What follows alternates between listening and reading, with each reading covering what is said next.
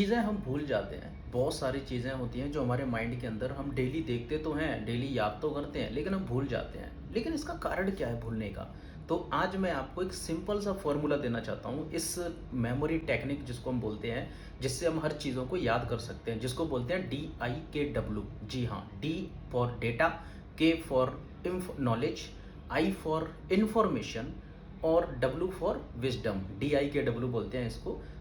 सबसे पहले data. Data हमें कहीं से भी मिल सकता है, हमें ऑडियो से, वीडियो से, किसी के बोलने से या किसी बुक के थ्रू हमें डेटा मिल सकता है। तो डेटा जब हमें वो दिया जाता है, डेटा को हम क्या करते हैं, कैप्चर कर रहे हैं। माइंड हमारा कैप्चर कर रहा है डेटा को। जब तक इन्फॉर्मेशन में कन्वर्ट नहीं किया जाएगा, यानी कि जो डेटा है उस डेटा को आप खुद से नहीं लिखोगे, जब तक आप उस पर काम नहीं करोगे, इन्फॉर्मेशन में कन्वर्ट नहीं करोगे, तब तक वो डेटा डेटा ही रहेगा। और डेटा 24 आवर के अंदर अंदर डेटा खत्म हो जाता है।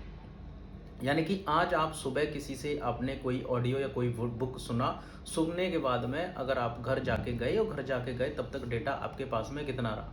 40% डेटा बचा, क्योंकि 70% डेटा आपने कैप्चर किया, बाकी 30% तो मिला ही नहीं। जब से आपने शाम को इवनिंग में जाकर के और उस पर स्टडी नहीं करी, तब तक वो डेटा आपके पास में ख़त्म हो चुका है। सुबह जब आते हो तो आपके पास में वो डेटा कितना बचा है? सिर्फ 10%। तो बाकी डेटा गायब हो चुका है। डेटा यानी कि इन्फॉर्मेशन में उसको कन्वर्ट करना है, तभी जाकर के आपको आई डेटा, डेटा के बाद में आपका आता है इन्फॉर्मेशन, इन्फॉर्मेशन के बाद में आता है नॉलेज।